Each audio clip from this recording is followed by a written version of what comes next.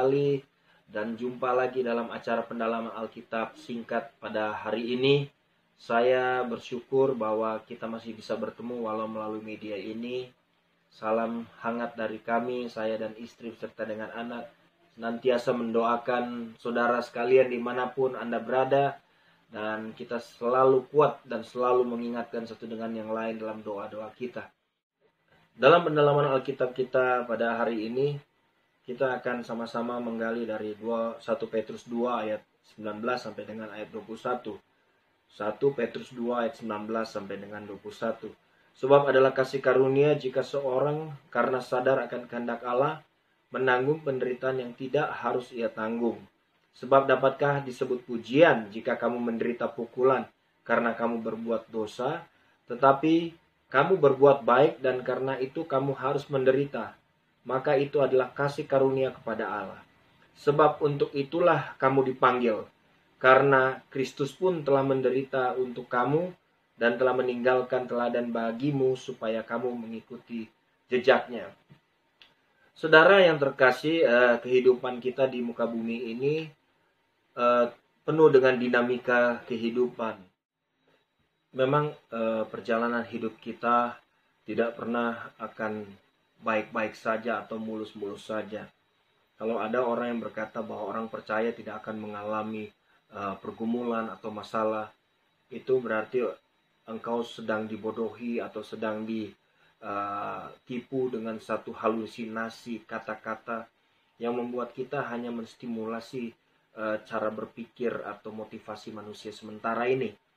Tapi faktanya kita harus mengerti bahwa sampai dengan saat ini pun COVID-19 masih mewabah. Ya, ada kabar baik. Memang sudah banyak yang sembuh. Tapi toh pergumulan dan masalah tetap harus berjalan, harus ada. Karena apa?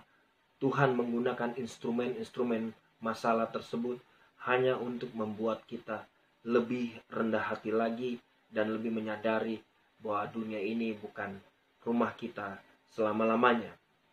Kalau kita perhatikan dari ayat 19, sebab adalah satu kasih karunia.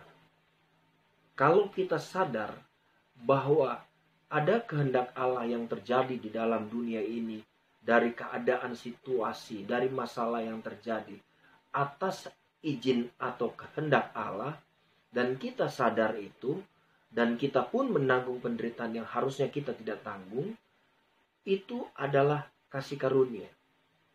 Saudara-saudara, kita harus melihat bahwa kasih karunia Allah ini luar biasa. Kebaikan Tuhan luar biasa. Adilnya Tuhan luar biasa. Tapi kita tidak bisa menggambarkan bahwa adilnya Tuhan sama dengan adilnya kita. Atau baiknya Tuhan sama dengan baiknya kita. Tuhan punya rencana yang tidak dapat diselami oleh pikiran manusia. Bahkan apa yang sedang dirancangkannya manusia gagal atau tidak pernah berhasil bisa menebak atau menerka apa yang ada di ujung rencana Tuhan. Jadi kita harus menyadari, bukan lagi kita main sok-sokan dengan cara berpikir bahwa kita bisa menebak masa depan. Tapi kita harus sadar bahwa segala sesuatu yang ada di dunia ini semakin lama semakin dijepit. Dan semakin lama, semakin dibawa kepada kehancuran. Dan inilah kehendak Bapa. Dan kalau kita menyadari ini, maka kita melihat segala penderitaan dan pergumulan yang sedang terjadi.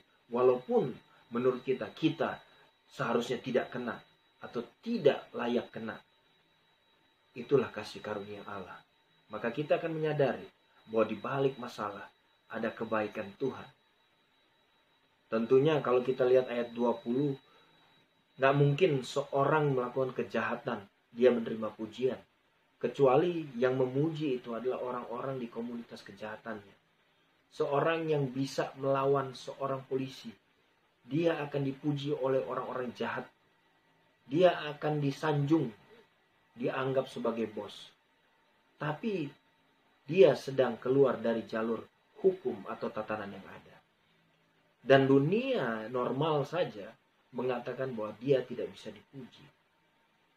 Jika kamu menderita pukulan karena kamu berbuat dosa, saudara, dosa yang kita tanggung, kesalahan yang kita tanggung, kita tidak bisa terima pujian. Yang ada kita akan terima hukuman.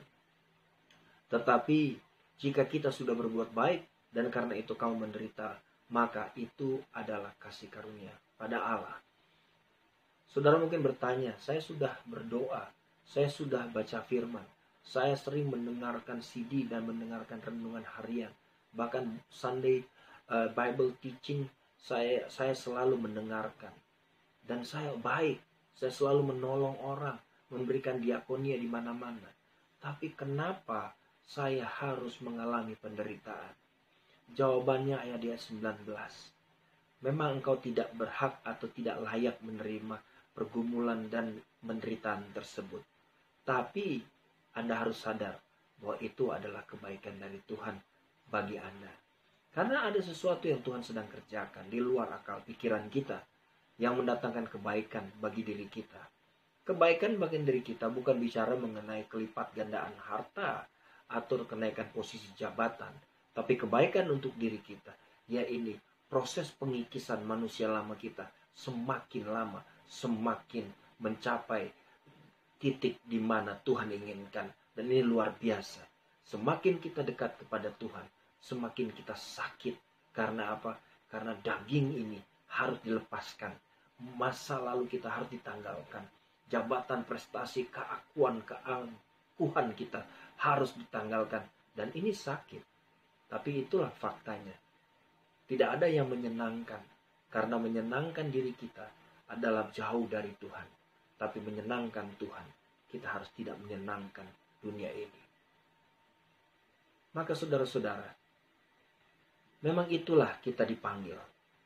Kita dipanggil untuk menderita karena Kristus pun sudah menderita buat saudara dan saya. Menghapus dosa kita. Dan telah menanggalkan teladan. Kata teladan ini adalah kata yang luar biasa. Sebuah kata-kata mutiara atau saya katakan itu sebuah kata-kata pantun yang berkata bahwa guru kencing berdiri, murid kencing berlari. Jadi kalau guru kencing berdiri, muridnya dia kencing lari-lari. Tapi yang dimaksud di sini adalah jika seorang guru melakukan hal seperti itu, maka muridnya harus meneladani lebih lagi, melakukan buat gurunya. Dan Kristus telah mati, menderita bagi kita. Jadi penderitaan yang kita alami di dunia fana ini sah-sah saja di kacamata Tuhan. Karena kita pun harus meneladani apa yang Dia sudah lakukan bagi kita. Bagi kita, supaya kita mau mengikut jejaknya.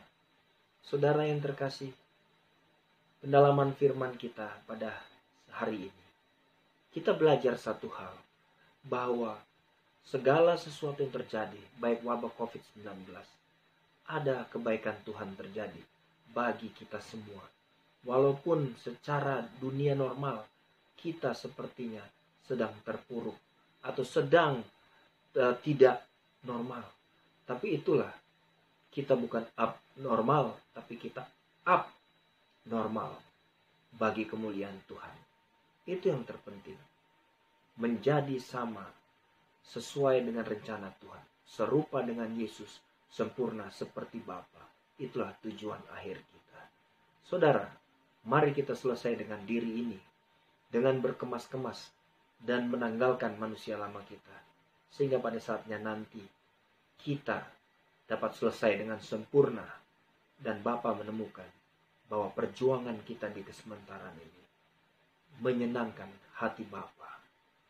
Itulah kerinduan saudara dan saya. Tetap semangat, tetap jaga kesehatan. Saya dan istri serta dengan anak selalu mendoakan saudara-saudara. Dan kita percaya bahwa Tuhan selalu memperbaiki kita dari sekarang sampai selama-lamanya, sampai kekekalan. Langit baru, bumi baru. Sola Gratia. Haleluya. Amin. Semua yang ku perbuat